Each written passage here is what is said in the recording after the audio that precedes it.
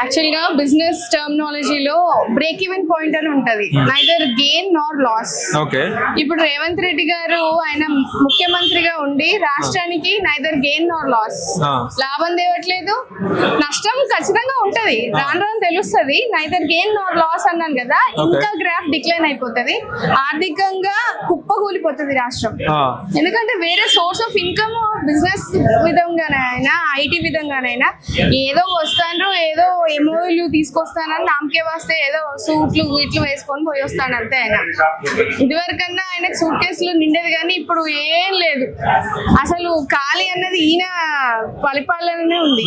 ఆడలేక తొండి అంటారు చూడు, ఫస్ట్ ఆయన అదే రకం, ఆట ఆడలేక తొండి. అరే కేసీఆర్ గారు ఆయన ఛాలెంజ్ గా తీసుకొని అన్ని శాఖలలో మంచిగా చేసిండ్రు. ఈయన ఏ శాఖలు ఏం పెట్టిండు అసలు? కరెంట్ ఎప్పుడైనా పోయిందా? మా వరంగల్ రోజు పోతాను, రోజు పోతుంది, 1:30 వరకు రావట్లేదు మాకు.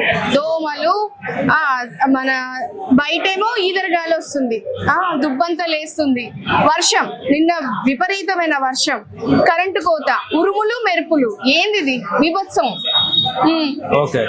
ఏమి లేదు, శాంతియుతంగా ఏది లేదు అసలు, ఎక్కడ లేదు కదా, దాఖలాలే లేదు, ఇచ్చిన దాఖలాలే లేదు ఆయనకి. జస్ట్ ఏంటంటే గాలి కబుర్లు చెప్పిన ముచ్చట్లు తప్ప, ఇది ఇస్తా అది ఇస్తానన్నాడు. ఎందుకు చెప్పాలి అంత పరువు తక్కువ వేషం? కాకపోతే ఇది ఇస్తా అది ఇస్తా, ఉన్నాయి నువ్వు చక్కగా చేస్తా అయ్యేది కదా.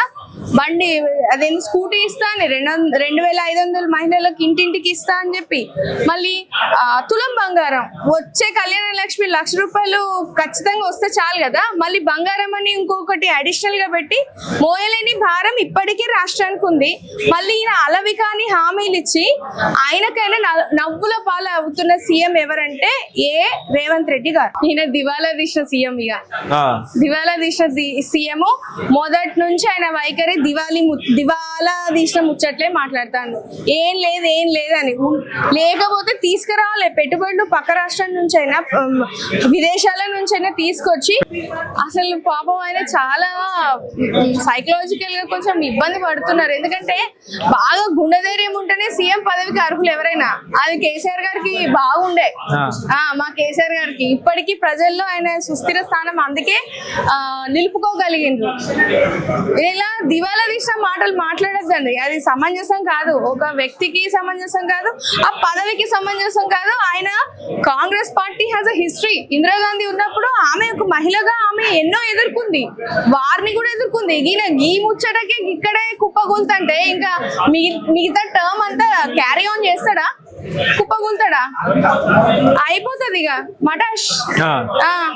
అదేంది నడి సముద్రంలో నానావా అన్న పరిస్థితి లాగా అయిపోతుంది. క్వశ్చన్ నందు, కేసీఆర్ గారు మొదట సీఎం అవ్వకముందు ఆయన ఒక్కొక్క మెట్టెక్కుకుంటూ వచ్చిండ్రు. ఆయన సెంట్రల్ మినిస్టర్ గా చేసిండ్రు, ట్రాన్స్పోర్ట్ మినిస్టర్ గా చేసిండ్రు, ఎంపీగా చేశారు కాబట్టి ఆయనకు అవగాహన ఉంది. మా మంత్రివర్గానికి కూడా దిశానిర్దేశం సరిగ్గా ఇచ్చారు కాబట్టి అన్ని శాఖలో మేము బ్యాలెన్స్ చేసుకుంటూ వచ్చాము. ఇన్ఎక్స్పీరియన్స్ సీఎం, ఎక్స్పీరియన్స్ లేకపోతే ఇట్లే మాట్లాడతారు. ఒక సభ ఎవరి పిచ్చి వారికి ఆనందం, ఒకటే మాట, ఎవరి పిచ్చి వారికి ఆనందం. ఆయన ఇంకా ఊహాలోకంలో భ్రమిస్తున్నారు. 10 ఏళ్ళు ఇంకా ఆయననే ఉంటా అని. ఆయన శాఖనే, ఆయన మంత్రివర్గులే ఆయనని వ్యతిరేకించే రోజు వస్తుంది, ముందు చూడబోతున్నారు. లేదు, కేసీఆర్ ని ఇరుకున పెట్టిన మాటలు కావవి. కేసీఆర్ గారి గెలుపుని ఒప్పుకొని తన ఓటమి తాను ఇండైరెక్ట్ గా ఒప్పుకున్నట్టే.